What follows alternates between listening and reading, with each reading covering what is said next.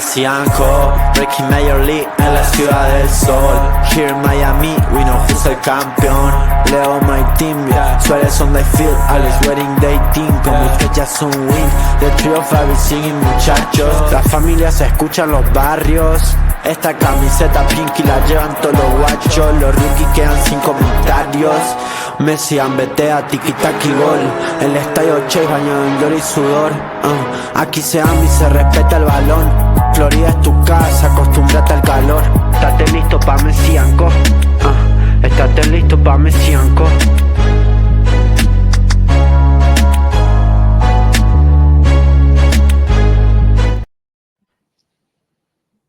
Hello, everybody, and welcome to a very special, I would say midweek, but beginning of week episode of Messi and Co. And the whole crew is back together to talk about a lot of stuff. So I am here, your host, your co-host, Ashley, here with my incredible other co-hosts, Gian and Matt. Guys, happy Monday. What a time to be an Inter Miami fan. How we feeling? Is this a Monday? Is the new Friday type of day? 100%. We got has to be Rodrigo De Paul in. We got the game against Cincy. We got Leagues Cup coming up. We got some deals possibly happening. Like, how are we feeling, guys? I need to know the vibe here. I'm feeling real good.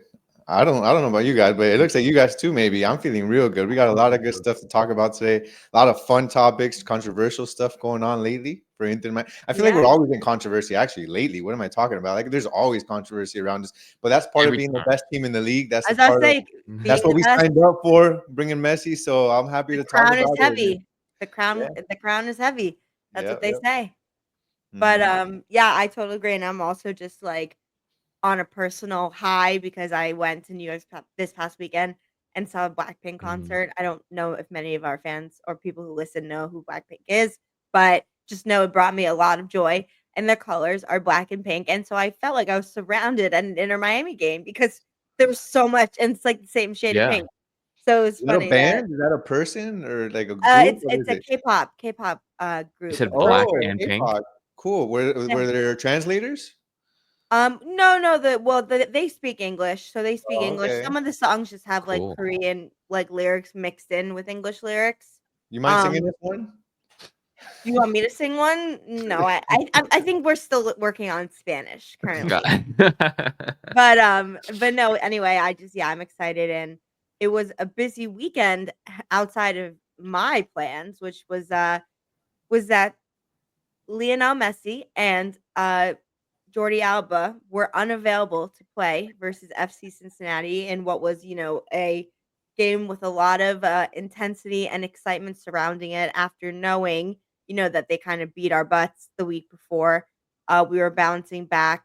We had all these good things coming. And they did not attend the All-Star game on Wednesday. So for that, they were suspended for the match.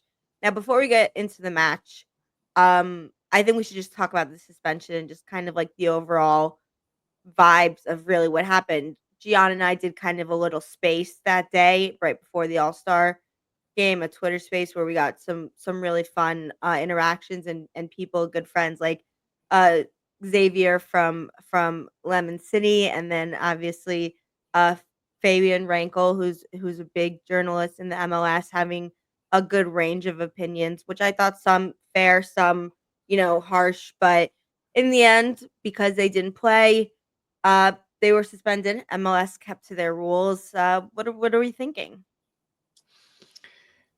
Can I go first on this one? Because I think it's. I didn't even know. I need to. The way you started, I'm like, because it's like I don't get it, guys. I don't get it. Like, what else does Messi have to do for the league? Like, I think the league personally, I think the MLS is just so butthurt that they can't sell an MLS All-Star jersey with Messi's name on the back. And so, like, they're just like, you know what?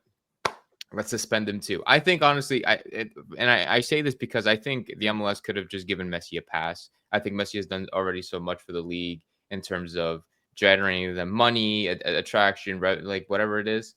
That he sells stadiums out everywhere. And all Messi wanted was just a rest day.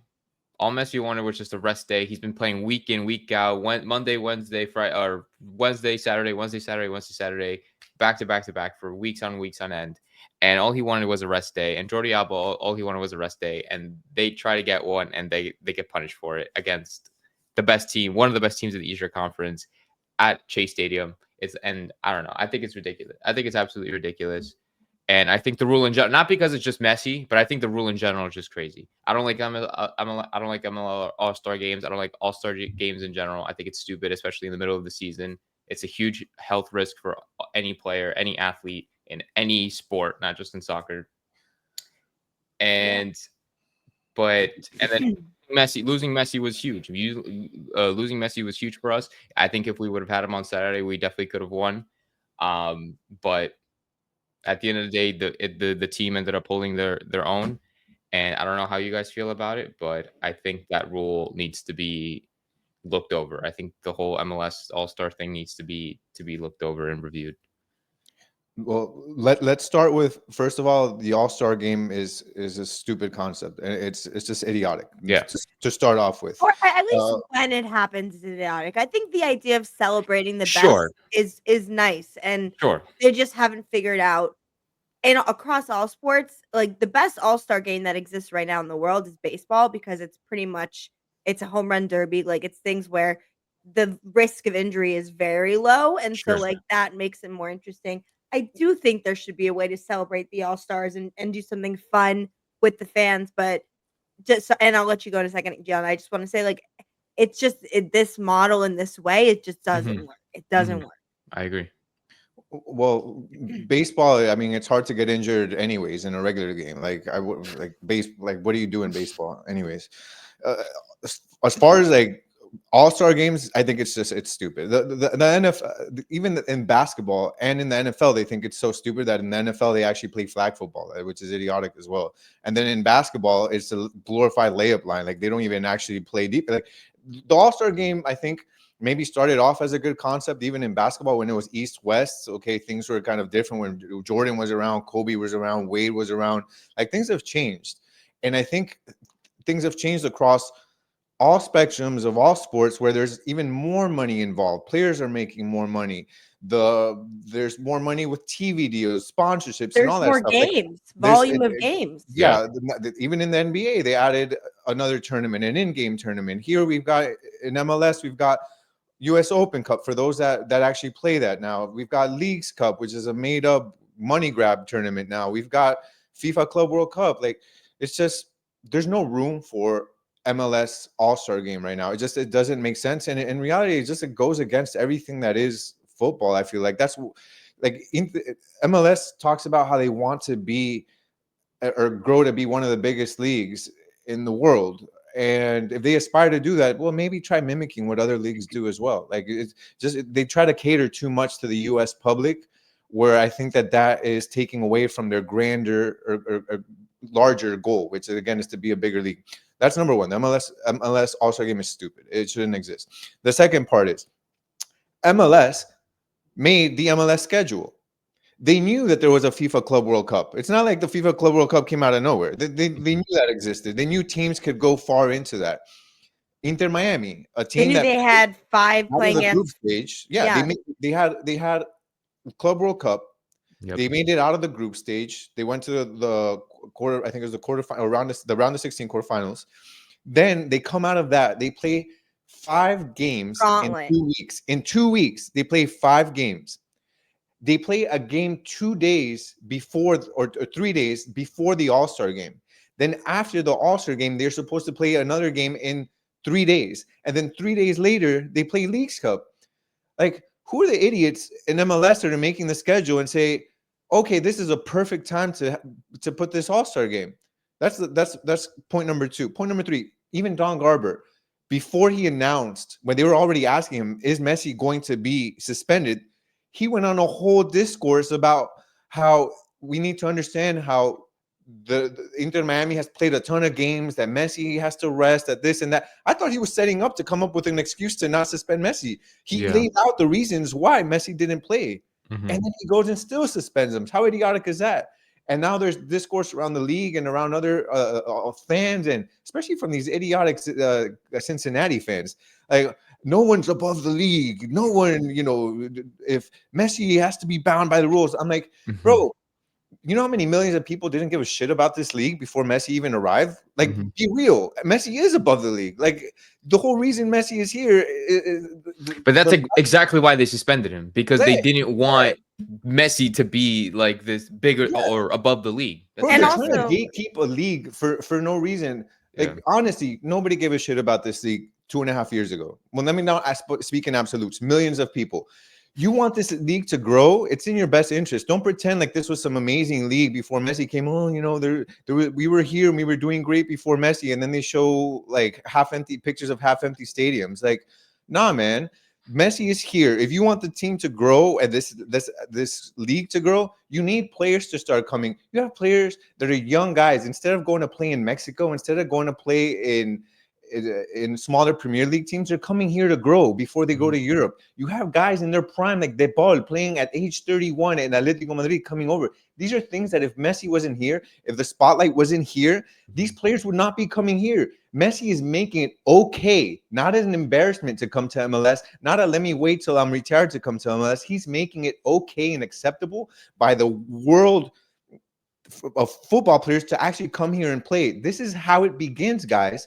5-10 years from now, if this continues and we build on this, we're gonna have players that are able to come here. So at the end of the day, think about the infrastructure of other teams. I think Gian, that's such a great point.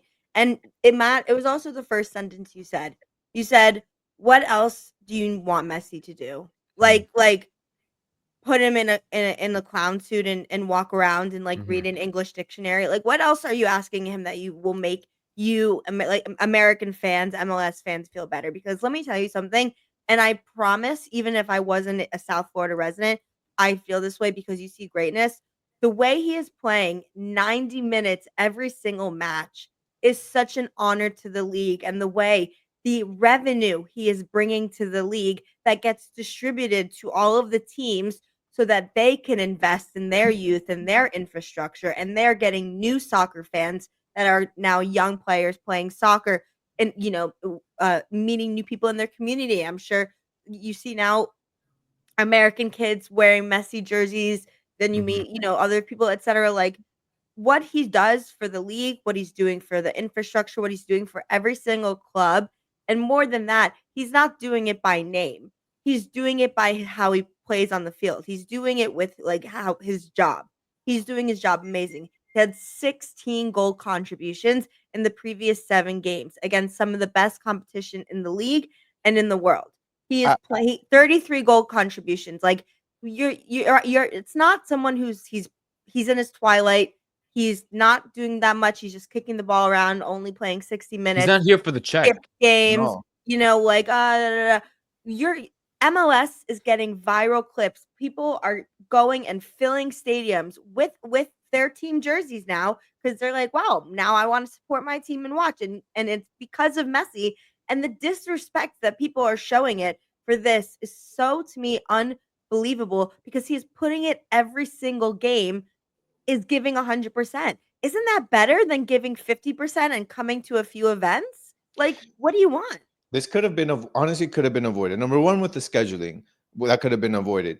And number two, with it's a stupid rule, and rules can be broken. I'm sorry. And if there was ever a time to break the rule, like it was now. Even Mascherano said in the press conference, and I 100% agree with him. Yeah, say it. If this game was an away game at Cincinnati, do you really think they would have suspended him? Hell no. They would have figured out a way to interpret the rule differently, to say, actually we did excuse it. They would have made or Kansas City, and they sold out Arrowhead Stadium. And he would have played. He would have played 100%. But because it was a home game, they could have done anything. They could have even changed it and maybe figured out a way to suspend him later, or fine him. Fine him. Yeah, they would have fined him. Like anything they could have done. But it's just it's a ridiculous rule. It needs to be changed, and they need to do better with scheduling if they want people. And because it's not just a Messi, it goes for across the board. These are guys. Some of these guys played in the All-Star game and were playing on Friday. They were already having games. I was literally about to say, because I know you mentioned Cincinnati fans. I say this and I mean it with the exact same intensity and truthfulness, I think Evander, Hani Mukhtar should not have been in them either. Because imagine how their fans would feel if he picks up a knock because he gets, a Sergio Ramos tackle because Sergio Ramos plays at an intensity that Yeah. is, et Yeah. cetera. What if one of them got a tackle in the match on Wednesday and then now you've lost like what if Berhalter, what if he gets an injury? What if et cetera? Why would you want that? Like I don't want that for Cincinnati. I would have rather play Evander and knowing he didn't play Wednesday and he was healthy, even though he beat us a week before, because that's like I want the best to be available in the competition all season long. And so it's not just this, I feel this way about Messi. It's all of the players cannot put their bodies in the precarious position. And it's really unfortunate. And again, I really think it's a disservice because it sounds silly to be like, you should be grateful that Messi's playing. I don't mean it like that. I mean, you should be grateful for the reason and the way he plays and why he plays. He does it for the right reasons and he's teaching it the right reasons. And because of that, right here in our home soil in America on MLS, week after week, match after match, you're seeing amazing soccer. And that is what you want. So to be upset about it, I think is crazy. If you don't think he's doing everything and more and he's living up to all of his promises for MLS, you're crazy. He's the best. He right now, he makes a starting 11 for maybe not out of the whole world and all European clubs, maybe 5 he doesn't make it the starting 11. That's it. He could play right now 17 of the 20 Premier League teams he would start for. Like I'd say probably 17 of the La Liga teams he would start for. Outside of maybe Bayern Munich, etc., he would start for. So like put some perspective. You know what I mean? Like have some perspective when you're thinking about that. He's playing that right now in MLS week in, week out, and he will Wednesday again. So it's tough. It's tough when you don't have him on his team. A lot of envy out there that really unfortunately takes out the common sense out of people. A lot of anger, envy. I don't, it's just, dude, like sometimes just look at things with a calm head and understand like you want it. It works. Him being here helps the entire league. It even helps your team. It'll help your team because 100%. what Inter is doing, what their owners are doing, the fact that they're going out there and spending all this amount of money, I think should light a fire under your right owners, here. New your stadium, owners. new But parks, new youth yeah, setup, all of that right there. Going to generate thousands of jobs, interest, young people getting yeah. to go play soccer and do great activities. Other with teams people should mimic exactly what Inter Miami is doing, and if they do, I promise you, this league will grow. If they do everything that the Mas brothers are doing, everything and they're following the rules, and just because you don't understand how the roster rules work, and you don't understand what a DP is, and you don't understand what GAM and TAM is, okay, it's not the easiest thing to do, but just because you don't understand it doesn't mean you need to come out here and say these idiotic things about, Miami's breaking the rules and that's no. Take a few minutes, go on to Google. You can search them and you can see there's exactly a way to how Inter Miami is doing this, and it is what it is. Maybe your owners will do it too someday. Hopefully, I just hate getting improves for the MLS overall so that all-stars get their deserved appreciation, fans get their moment, but it doesn't come at a cost of an injury or an unnecessary, overworking of these guys. or literally putting it halfway through the season where like right in between Club World Cup and Leagues Cup and almost 3 weeks of nonstop MLS soccer action. But I just hate, and I'll end it on this note. I just hate as Inter Miami. I hate as Messi Inter Miami fans. I hate how we get punished for one just doing the right thing. Like we're playing we're playing by the rules. We're not breaking rules. We're not doing anything crazy. We have people who believe and who are we going have for it. we just have a great board. We have fantastic players. We have a great mindset, a great future and we have a lot of experience that backs our club. We are trying to start a revolution and in how MLS clubs should approach their philosophies, their signings, their tactics, like all of that, and we get punished for it. And we have the best player in the world, and Messi playing out of his mind at 37 years old, 38 years old, however old he is now, and we still get punished for it. Like there was for some reason, like they just don't want to see us succeed, and they can just forever keep on hating because we're just gonna keep on winning. I'll give two. I want to get into the game really quick because I know Matt was there in person, and so I want to get a perspective on the game because I think that the team deserves credit for having to work through the noise, obviously of what was of a week. But I wanted to give two really quick kind of like comparisons because again, I can understand how people are like, well, you all three of you live in Miami and he's on your team, so and you've had a team for 5 years, so you can say whatever. Look at Manchester United, a team that for however many 20, 30 years with Sir Alex Ferguson was the greatest soccer team in the world and won things and created these amazing stories and these players and etc. And then they got an ownership group who decided to stop investing in their community and chasing being the best. And look at where they are now. Like imagine if David Beckham got to be an owner at Manchester United instead of here and brought with him like the drive and the energy and the desire, just the passion. It's missing. And so and then my other example is LeBron James. LeBron James has never once participated in the NBA All-Star dunk contest. He's been asked every year. Been in the league. What is this year? 22? I think something like that. Just a long time. I'll ask you this, Gian, because I know you definitely have a lot of history with basketball. Would you trade 1 minute of the last 22 years of LeBron James' greatness for him to have participated in a dunk contest and tore his ACL? No, not at all. And what's funny is with LeBron, I guess it's a good comparison too for Messi because even those that like hated Bron for many years, I think now it's like, okay, you understand that there's greatness and you know that greatness is coming to an end. And you're like, even though I maybe hated this guy because he tore my team apart for 20 years, I'm going to appreciate the last 2-3 years because this is a moment in history I'll be able to talk about and we'll probably never witness something like this again. And I feel like that's a parallel to what's happening with Messi now. Like even those that maybe didn't like Messi, maybe they were, their teams were on the opposite end of the Barcelona shellacking that they were not teams at that time. Like this is a time where it's like, we may never see another player like Messi again.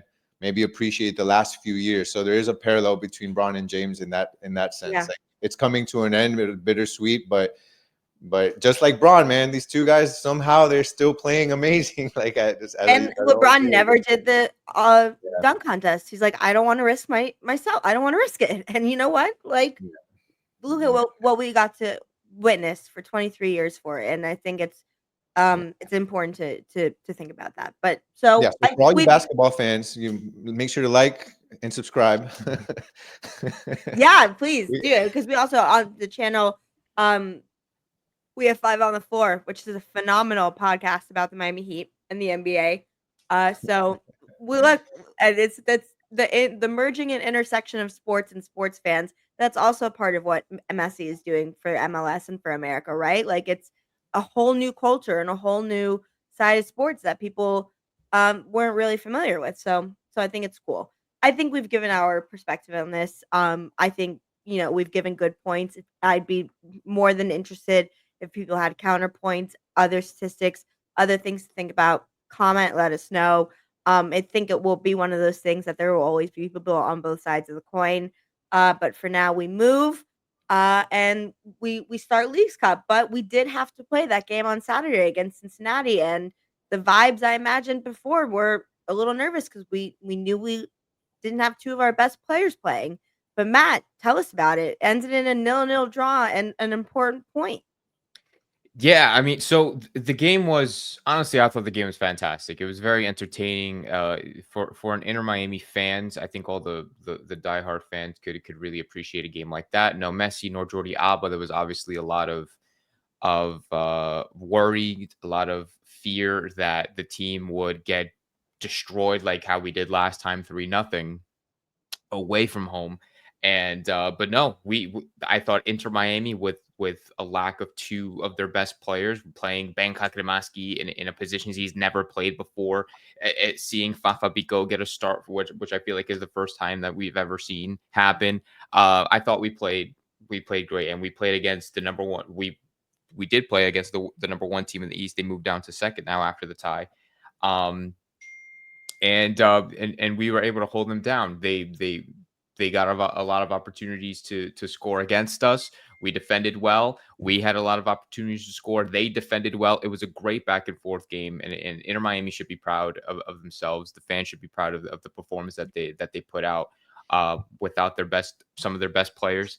We have to give props to Bangkok and Maski, like I said, who I thought had a fantastic game, playing in a position. Suarez, I heard it was a lot of good playmaking. So Suarez was doing what he does game in and game out. I think what Suarez has been doing, like literally he's been playing, I think, the same that he has been every time. I think people just don't notice it because Messi overshadows, or he's in the shadow of Messi. Right. And so people just don't really, not they don't pay attention, but they compare Suarez to what Messi's doing, or to how, I guess, bad the rest of the team is doing, and they kind of put blame on him. But I thought Suarez did fantastic. I thought Busi did great. I thought players like Lujan, who a lot of people hate, goal line save, did fine. He had a goal line save right in front of my eyes in the second half, and it was I thought everybody did their job. I thought everybody did their part. I thought Rocco had a couple of saves. I thought the team in general had a good performance without Messi, and I think that says a lot against a top team like Cincinnati, locking down Valenzuela, locking down Kamara, to what's his name, Evander, to Orellano, who was giving us a tough time last time out. We Jersey faced against clean, tell you that. Their defense is Robinson, Miazga, and they're big guys, like they're huge guys. Miles Robinson, I wish and would work his way into the U.S. men's roster. It's no, but it was good. I don't know what Gian thought about it, but I thought I'm happy with the effort put in. Obviously, I wish we could have gotten a win out of it, but I'm happy. Mm-hmm. I'm happy with the effort put in by the boys. And the jerseys, they looked super clean. Oh, the jerseys on the media, so the jerseys did look clean. I actually got the jersey. I got Did it. You? Yeah. Really I'm nice. wearing right now. I mean, I don't know if you could tell. This is a shirt that they gave at one of the matches. So I don't know. We don't normally wear merch, I feel like, even though, I mean, we're not. Wait, we're a biased podcast. We're called Messi and Co. So it's like we're allowed to. Dude, they gave a shirt. So the one I miss is when they actually give a shirt out. I only get posters. Like they gave a shirt out on Saturday. I think it was it. I don't know. I didn't get it, but they gave out a hat, and they gave out like a shirt, like a Publix shirt and a Publix hat. Yeah, it was the Publix, and I missed it. There's a fire hat that I got that I really liked. It's I was gonna say black and pink, as if there's not a million hats that are black and pink. Black pink, exactly. Black and pink, and it has like a logo on it. That's funny. I'll just show you. I'll text you guys later. But all right. Well, so then I agree. I think it showed good resilience, and I don't think we need to spend too much time this episode talking about it. But Javier Mascherano, in my opinion, has gone back up in terms of being able to handle what was a difficult stretch. Showing maturity, showing class. Obviously room for improvement. Time will tell. But and in a match like that, with knowing all the conversations behind it, all the excitement toward what we're about to talk about, which was the introduction of Rodrigo De Paul, still getting a good performance out of your players is important and shouldn't be forgotten. So overall, more positive than a negative, I think. But the real positive, the real excitement was pre-match, because we saw for the first time the introduction of Argentine midfielder Rodrigo De Paul, who is one of the best midfielders in the world, one of Messi's very close personal friends, and someone who is hopefully going to take this team to an absolutely new level. Yeah. So I'll go ahead and show you guys now. I'm sorry for the No, you're technical good. difficulties here. All right, so I'm gonna go ahead and hit play so we can watch that video real quick here. I guess I should probably put this up.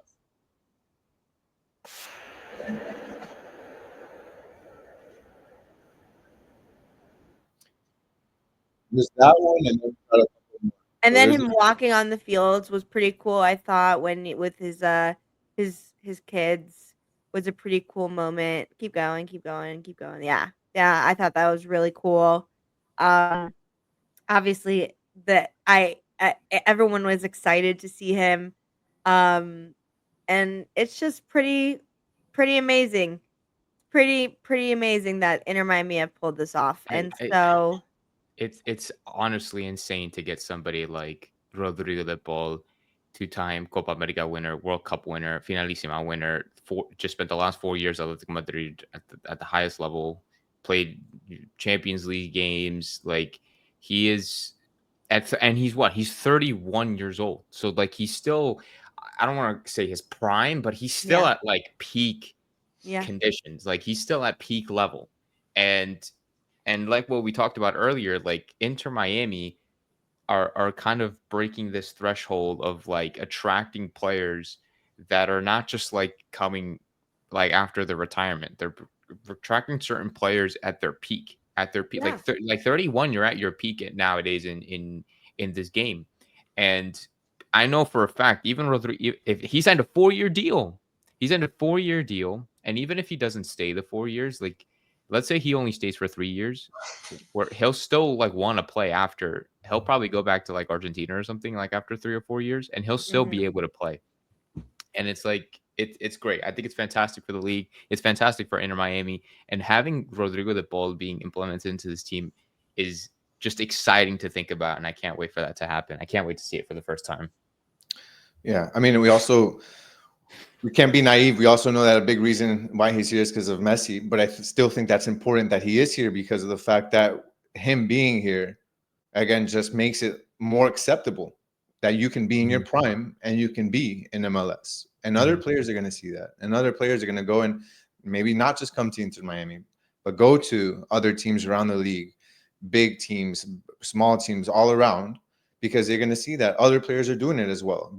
That was the thing, that there was a shadow over MLS. I think still we're coming out of it where it's like, yeah, if I'm in my prime or if I'm looking to become, the next Premier League player, La Liga player, there's no way I can go to MLS. Like that's impossible. That's where I go to end my career, or that's where I go to just kind of be in the shadows and obscure and nobody's going to see me.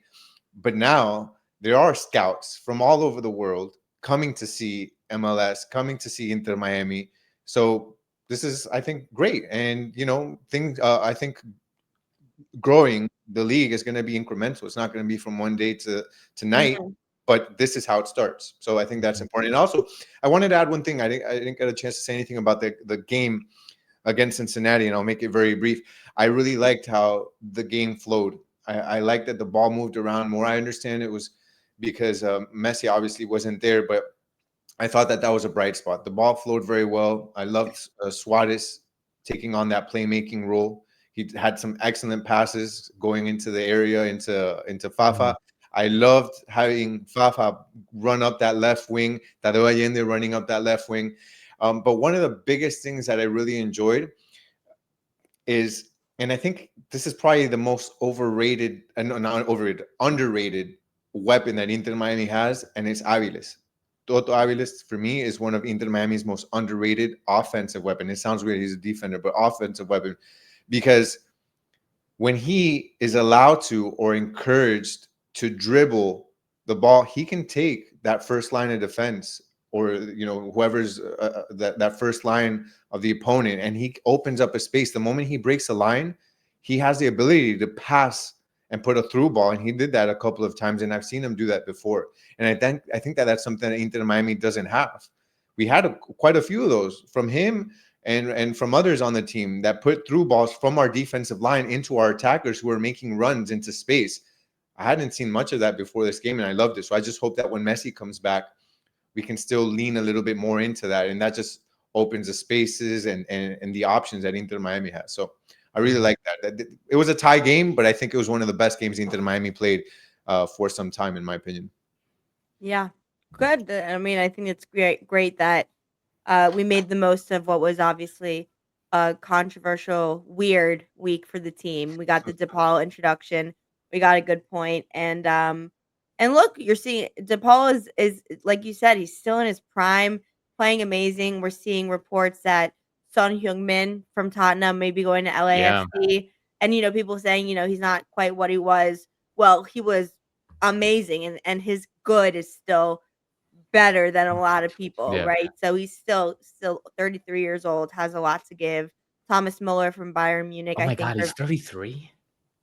Sonny, Yeah. yeah. Oh my God, that's Just crazy. obviously won the trophy with Tottenham, so he, what he'll also bring to MLS in terms of fan and global excitement would be great. Thomas Muller from Bayern Munich, maybe signing with the Whitecaps. So these are still these are players who are bringing a lot of talent and are bringing like competitiveness, And now winning.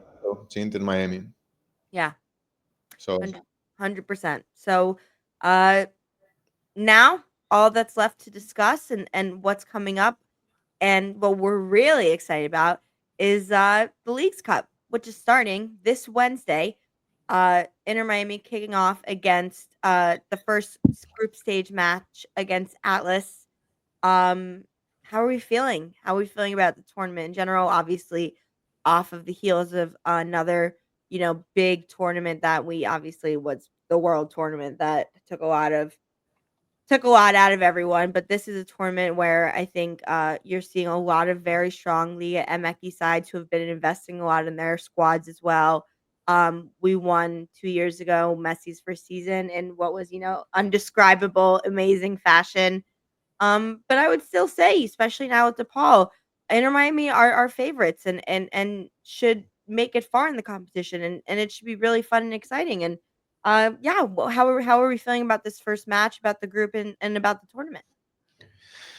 the honestly, the group doesn't seem too difficult. I was just taking a look at the teams that will be facing. So we'll be facing Atlas, Necaxa, and Atlas, and Pumas. So looking at what they're doing right now in the Liga MX in the Apertura, right now Necaxa is in 7th, Atlas is in 9th, and Pumas is in 15th, all out of 18 teams. So it doesn't, luckily through that first group stage, it doesn't look like we got any of the Mexican powerhouses from Liga MX. So that's a good sign. I think that Inter Miami, damn, if they made it out of the Club World Cup, like the group stage, there's no reason they should make it out against these teams unless something catastrophic happens.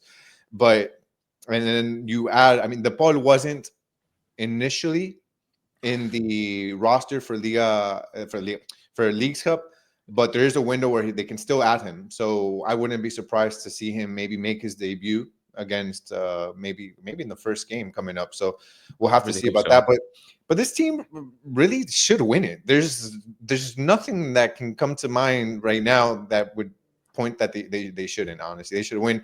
And however you feel about Leagues Cup, they attached a nice little carrot to it. So if you win it, you make it directly to the round of 16 of the Champions Cup.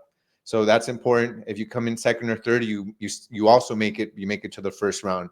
So there are some implications to winning this tournament. So I think it's important for Inter Miami to, going into next season, I think the roster is going to even be better. I think that next season is a season of vindication. They'll come back and they need to win Champions Cup next year, and this is their way to get there. So it's like the FA Cup or like the Super Copa, right? Like it's still it's important.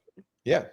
Yeah, and we've talked about the Leagues Cup in the past, I guess, like earlier in the season, where even though we didn't really see it as important as the CONCACAF Champions Cup or maybe Club World Cup or even MLS Cup, but I think now that we're not in those competitions anymore, I think now we start to, or I guess people start to open up a little bit more to the competition, not only for its implications, but just shows that that we could still be competitive against these Liga MX teams. and it'll set us up greatly for next year. I think winning this competition is definitely achievable, especially in the form that we've been in as of late. And I think the team is looking really, really good, and especially if we're facing against, like, with all the respect to these teams or these clubs, but we're facing like pretty mid Liga MX Start teams. right. We'll see how Like it gets further, we but should yeah, be at least very competitive against them. I think we should be playing very well against them. So We have I'm a very shot excited for for it. sure. We definitely have a shot. We 1000% have a shot. And if we can win Leagues Cup twice in the same, in the same, and still in the Messi era, I think that is a pretty huge achievement for this club. And if we can win Leagues Cup and go on to win MLS Cup, I think that'll be an amazing year for Inter Miami. 100% agree. So that first match will be Wednesday, 7:30 Eastern time. Yep. Make sure you are following us for coverage as always, where we'll be posting live about the game. Super excited for that. One final thing before we wrap up. A little surprising, I think, was that uh Inter Miami traded Leo Alfonso, or he was acquired Yep. by Atlanta, I believe, right? Hmm. I was so And bothered by so that. So mad. so yeah, I mean, do we have any, like, I mean, we are obviously gaining Rodrigo De Paul. Um, Not to say they were a related thing, but it's hard to be upset about the the roster in that sense. But a surprising move. We'll see if it was implications of how they've had to kind of maneuver around. If it means we're getting someone else without, if we're expecting another attacker, like, I know there was some stuff about Facundo Palestri, former Manchester United forward. So we'll see. But yeah, it was just a little surprising. Always, never a dull moment as an Inter Miami fan. That's for No. sure. But this roster slot that we're getting, this is not for De Paul, is it not? This is for somebody else. This is No, for it's for somebody else. It's right. just funny that they Okay. happened at the same time. Right. Okay. So I think this is very exciting. I mean, like, yeah, it sucks for Leo Alfonso. I know he was a fan favorite pretty quickly last year when he first bursted onto the scene. I think probably the one memory that we have of Leo Alfonso is The that, like, Philly last game, yeah. minute winner, where he came off the bench, and I think it was away from home. I forget who the opposition was. It And was at It Philadelphia was when we Philly. were Oh, down to okay. nine combined players. with Yannick Bright, which was even sicker. Like Oh, it it was was Yeah, a so Yannick crazy. Bright I think Alfonso. that is our fate. That will forever be engraved, I think, in every yeah. Inter Miami's memory. And so we were definitely, I don't want to say have high hopes for him, but I definitely thought, or I think a lot of us thought, that he would at least be given more opportunities, maybe off the bench in certain games, and maybe getting more play time now that he's 24. He's not like an 18-year-old kid. But I think this move is good for him because he wasn't essentially really in the plans for Mascherano, for Inter Miami. And now, like I said, being 24-ish years old, you kind of want to be a little bit more Yeah. established, or just at least be getting a lot more, way more playing time than you are getting right now with Inter Miami. So hopefully that he will get that opportunity at Atlanta United. I wish him the best. And I feel like this is the first time ever of me following soccer that we're actually, like, paying for a player to leave. Like, I don't know if that makes any, like, we're paying Atlanta $225,000 to be like, here, you could take Leo Alfonso and we'll give you $200,000 on top of that. What was his salary? What was Leo Alfonso's salary? I think he was like the lowest paid player on the team. I don't know, but it wasn't a lot. So it's not like it's gonna take anything out of our cap or anything. Like, it's not Mhm. really gonna do much. But we just get an international roster slot, which means somebody big is coming up. And whether that's Belistri, whether that's Mark Bartra, whether that's somebody else, I'm gonna let Gian touch on that. Whoever it's gonna be, hopefully it'll be a player that can really that can just add even more firepower to this team.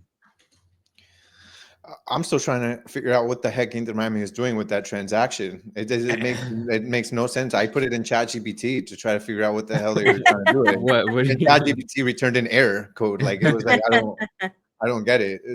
So they traded. It first started with this. Inter Miami traded an international roster spot that they had already Yeah. away for $25,000, I believe was the figure. I think so. And then they get back an international roster spot for more money, 225,000 plus Leo Alfonso. And I can't figure it out. I have these like ideas of maybe what it could have been. One of them being, and these are like conspiracy theories until they're proven otherwise, but like maybe they needed money for De Paul to buy him down, to get him right underneath so he can not be a DP, which really only $125,000. Like, are they that broke? But they sold it, and who is it that they sold it to? Do you remember? I think it was the Timbers. I think it was the yeah. So, I think it was the Timbers. Yeah. So they sold it to the Timbers, and I think the Timbers knew that Inter was rushed to get this money, so they're like, we're not going to pay any more than this. And Inter said, right, whatever, just take it. We need the money. They got the money, and then they were like, okay, well now we need the international roster spot back. Because whether it was for De Paul or whether it was for somebody else like Bartra or Pellestri or whatever, like, damn, we need that back. And now they knew that Inter Miami was in a bind. This is so much, like this. And they knew that Inter Miami was in a bind, and Inter Miami was like, "Oh crap, yeah, we really need this back now." And then that's where because other than that, like the math doesn't make sense. Like, and I know that these people are pretty good at math. They've done some pretty good maneuvering with contracts, so it can't be like I just feel like Rodrigo De Paul happened. I genuinely don't think that when the season started, Inter Miami actually thought that they were getting Rodrigo De Paul in this window. But like, do you think that transaction has something to do with kind of what I said, or no? Yeah, that's what I'm saying. I'm saying I think that there were plans, and there still maybe are plans to bring in other players, and that they needed spots, but I don't think they expected in this window that they were going to get someone of such, that was good, that they were going to have to do a lot of roster manipulation for, both in terms of roster spot, in terms of salary. Yeah, because it has to be all that stuff. Because the math isn't mathing, so it has to be that. If it's not that, then it's the worst trade I think I've ever seen in Miami. if it's not that, see what it turns into, right? I feel like it's not closed yet. It definitely it definitely is like a little more of a panic deal. Like you could tell it's more of a panic deal, which is why it doesn't make any sense. But that's how how eager Inter Miami are to getting things done. Yeah, so which I'll take that, right? I'll take the people who are there. They are pushing. They are ambitious. Yes, freedom to dream, and we're seeing it really like every day now. It's pretty awesome. As far as Alfonso itself, that did kind of suck. I'm not gonna lie. Like I genuinely thought Alfonso could do a lot of things to this team, especially like it's just been a weird run, I think, for Inter Miami since they started trading away players. They traded away players that I didn't think they'd trade away or sell or do anything like that. First of all, it started with Facundo Farias early on, which because if you think about Inter Miami, they're really a team that's very centralized. They attack through the center channels. They don't have much going out on the wings. Chelo is not a guy that provides much on the attack as a wing or a speedy wing. Alba, he operates on the wing, but he's not the guy that gets the ball and is going to do something drastic down the wing, take a guy and then open up. Kind of like how we used to see Facundo Farias do. Then we used to see Robert Taylor. How many times did we see Robert Taylor go down the line, break into the right, and just rifle a shot in? He just scored one actually, just like that. Like I think this last MLS match that he had. So they got rid of him. So I'm like, okay, well, at least we have Alfonso. He's like the only one left that can be considered a winger that can open up space for himself. And then we got rid of him. And I'm like, we have maybe Fafa now, but he doesn't even get minutes. So we really are thin to none at that spot where we have somebody that can come out and give us a little bit of dynamism. Like, is that even a word? Dynamism. Yeah, on the left and right wing. So I thought that was strange, but hopefully for his career, I think that maybe this will open up some playing time for him because I think he deserves it. The few flashes that we saw were exciting for Leo Alfonso. Yeah. I hope it means more Fafa too, because Saturday, I still think he's a dynamic and explosive player, Fafa, and given the time, will continue to add value to this team. We'll see. But I think we'll wrap it up here for what was obviously a really exciting and filled show with so much topics, so much happening right now for Inter Miami, for Messi, new players, suspensions, bad boy. Like, we're getting a little bit of everything. And we'll see Wednesday how the team lines up. Obviously, Messi and Alba will be back. Will we see Rodrigo De Paul there as well? And watch the rest of the season unfold. So make sure you're with us every step of the way, by following us on all social media uh platforms at Messi and Co on Twitter, where /X, where we always are giving our breaking news, our thoughts, sometimes even doing live spaces when we want to talk about breaking news. We do live posts of matches, live content, post match content, all that good stuff. And then YouTube, where you're watching us right now, 5 Reasons Football. We'll be doing live episodes, we'll be doing previews, post match, etc. We have a lot of matches here that are coming up that are continuing. We're now getting towards the back half of the season where it's every game that is going to really matter. We're going for trophies, we're going for moments, and we're excited to do it with you. So for this episode of Messi and Co, I'm Ashley. That is Gian. That is Matt, and we will see you next time. See you guys.